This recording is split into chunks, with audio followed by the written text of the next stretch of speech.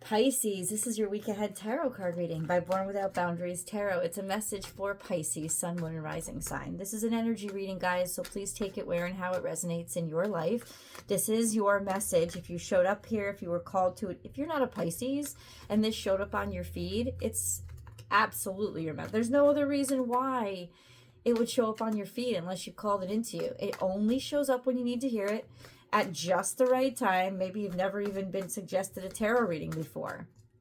Give it a listen. There's something here that's going to make you go, huh, right? And this is where your message begins. And this very well could be you, representing you.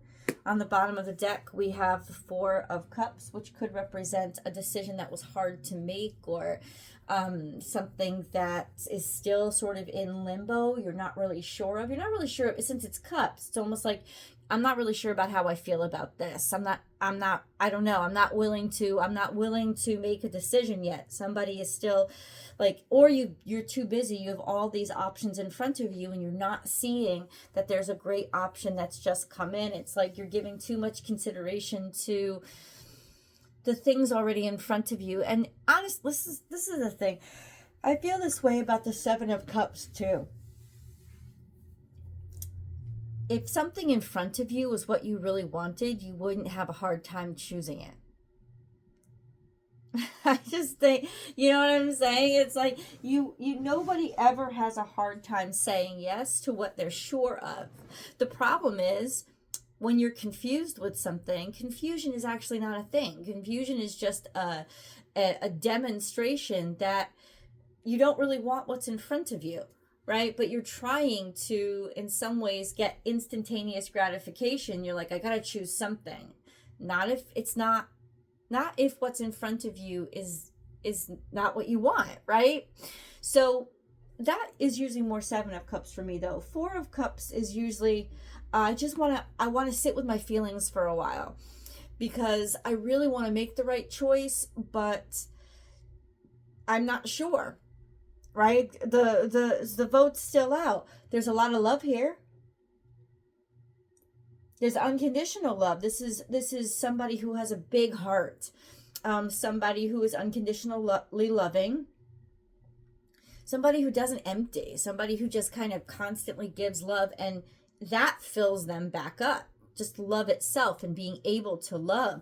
But there hasn't been maybe contact or communication, or you don't know what to say, or it's like you're once again not sure. You have the Four of Cups on the bottom of the deck. I don't know how I feel. And then the Two of Swords is also kind of like I'm trying to decide between two things, but I don't have enough information right now. I don't have enough information. And then we have the King of Swords. The King of Swords is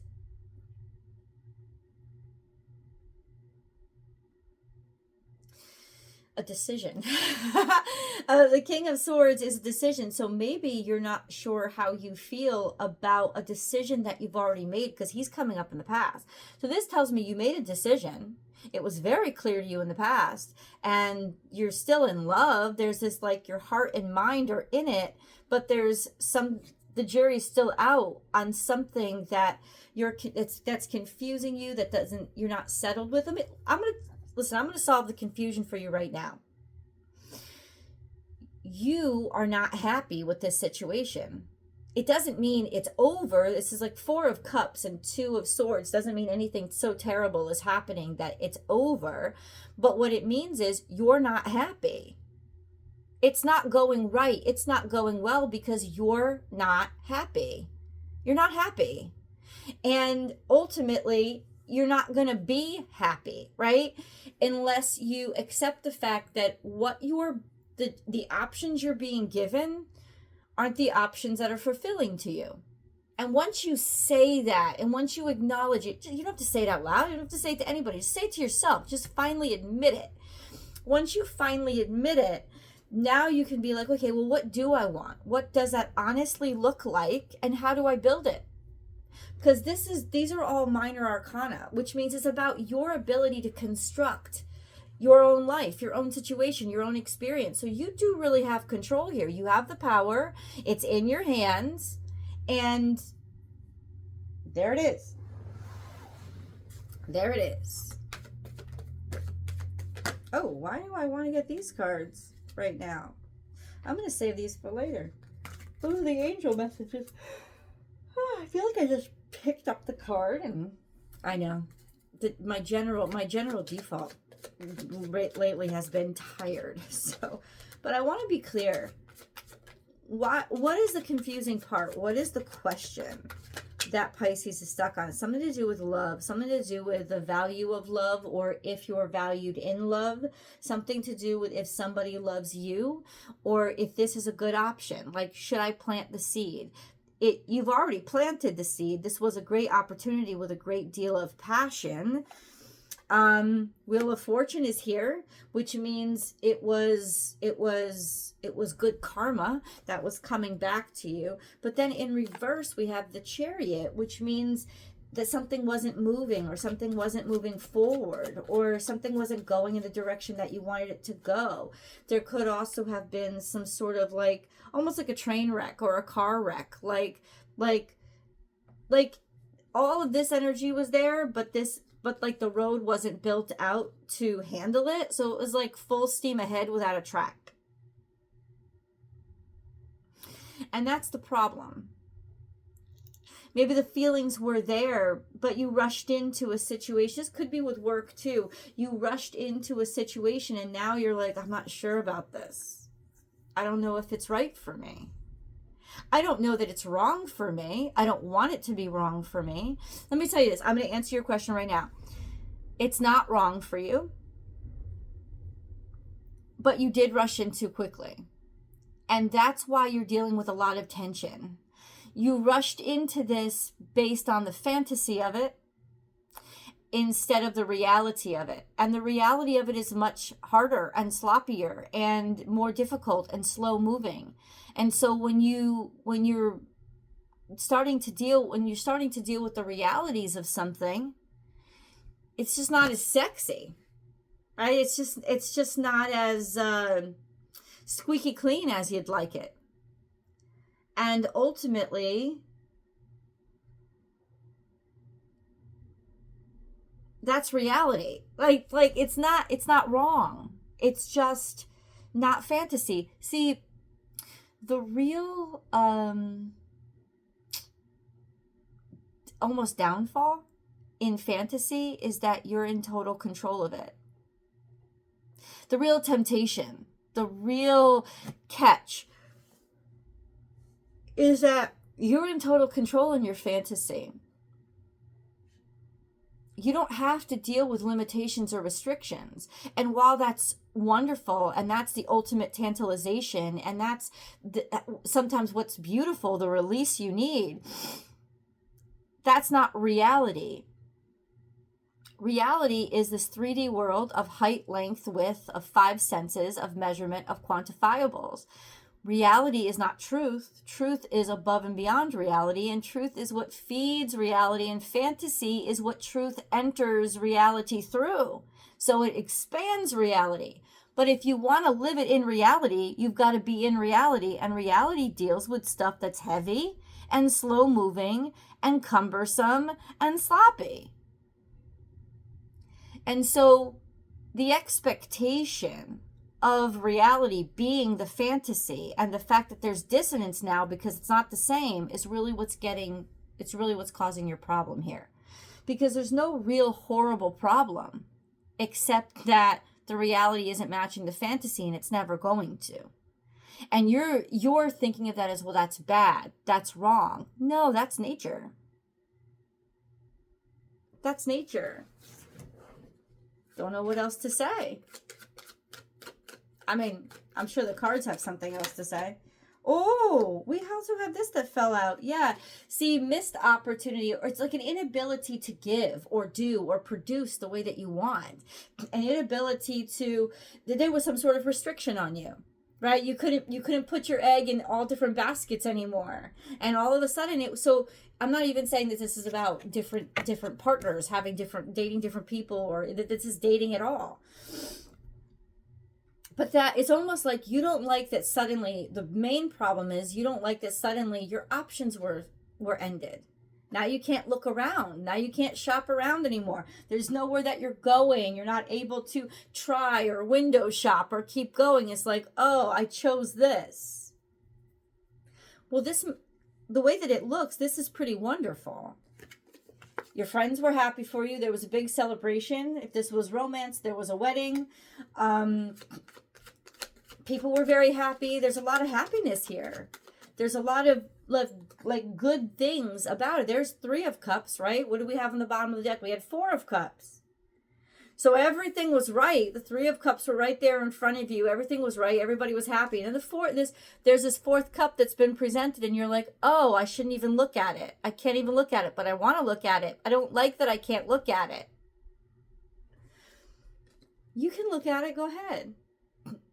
What I promise you, it's almost like, oh, I don't want to look.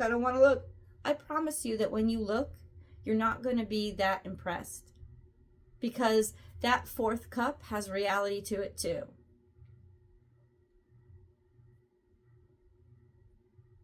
That 4th cup is as real as what's in front of you right now. It has its own clunky, crazy. That other option only seems more fabulous because it's just a fantasy to you now. When that becomes a reality, you're going to see all its imperfections and scars and cumbersome clumsiness as well. It's just you're getting lost in the temptation of the fantasy again. And guess what? You can always have your fantasies. You could take those wherever you want. You could have them wherever you want, with whoever you want. They're your fantasies. There's no need to be ashamed of them or stay away from them. Just don't let them distract you from the beautiful reality you actually have. And don't think that the reality isn't beautiful because it isn't the fantasy. Because reality beautiful and fantasy beautiful are very different things. Reality beautiful is founded on hard work and maintenance and commitment. That's how things stay beautiful in reality. Think about it. A house, your banking account, your relationship, your garden, your car. Those are all 3D reality things, right? Our streets, our roads, our government's supposed to be taking care of for us. You gotta pay them, right? If nobody takes care, the only way, that's Taurus energy, just to let you guys know. The only way things stay beautiful in reality is to be maintained. And that's Taurus energy. Taurus keeps things beautiful in reality. It preserves the beauty by committing to the upkeep and the maintenance. That's Taurus energy. It teaches us how to manage our money, not just spend it. We want beautiful things. Taurus always wants beautiful things, but it says buy the beautiful thing and then protect and maintain the beautiful thing. That's how things stay beautiful in reality. Maintenance and commitments and discipline.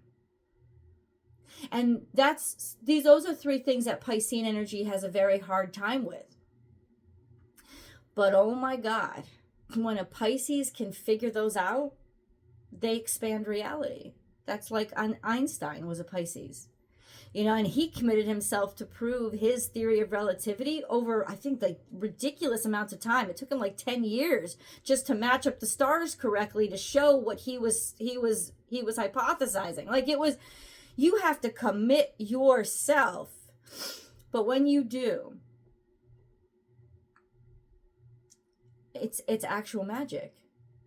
It's not magic to you because you know the hard work of it, but it seems like magic to everybody else because it's like it was there, it wasn't there, and now it is. And Pisces made the connection. So let me say this, whatever you're really kind of maybe even feeling ashamed about right now, it's just the cognitive dissonance between your fantasy of what you thought it would be and the reality of what it is. The reality of what it is confirmed actually very beautiful. And what you have to do is start maintaining and focusing on the beauty in the reality. And yes, that does take work. It's not sexy. It's not going to be something that's easy for you, but it is going to be worth it for everybody involved, including you. Because guess what? If you walked away from this right now, it would become your fantasy again. And that's the only thing you could keep your mind on. You can't fall in love with the fantasy of something. you have to fall in love with the reality of it, because the reality is where we live, and we're supposed to be here. We're not supposed to be escaping. The only reason, what did I say? There's a quote that I have actually on my Twitter feed. Imagination should be used to expand reality, not escape it.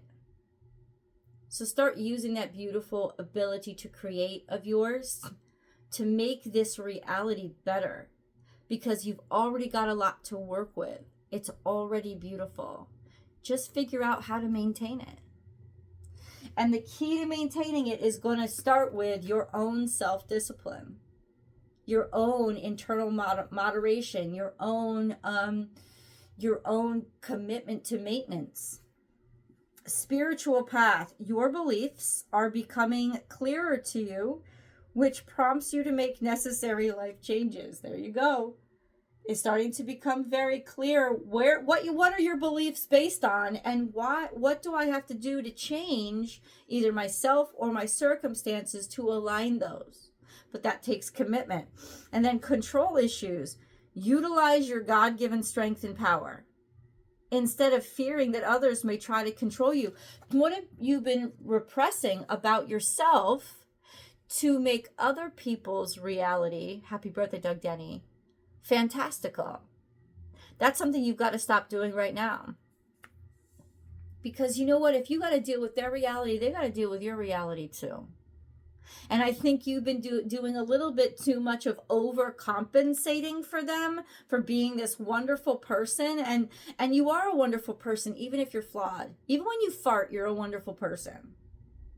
Even when you have a stomach virus and you can't get away from the toilet, you're a wonderful person. Even when you fuck up and get fired, you're a wonderful person. Ugly things happen every day if you're real, and you're real. And you've got a physical body that sometimes stinks, and you've got a physical mind that sometimes makes wrong choices. That doesn't make you. It's like your expectation is very fair. It's going both ways. You want your reality to be a fantasy, and you want to be a fantasy. But you're a reality. And the fantasy has basically got to recede right now, because it's not working to inspire you or expand you. It's working to limit you, because it's escapism. Let's continue this conversation. The link is down below. I'll see you in the extended.